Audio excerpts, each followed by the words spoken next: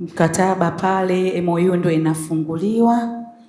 Yes, pale wanaonyesha sehemu ya kusaini, viongozi wetu wakiwa wanashuhudia, na hii ni hatua nzuri kuelekea mapinduzi ya uchumi wa bluu katika nchi yetu ya Tanzania kwa ujumla. Na tunaamini katika kipengele kinitegemewa kina mama walio wengi sana ambao wanategemea mwani. Nilikuwa nategemea nisikie vigelegele vingi sana na makofi.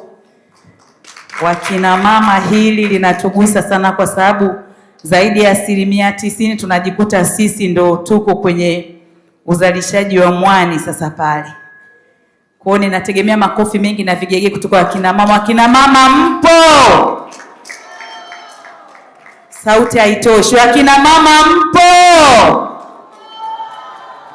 Yes.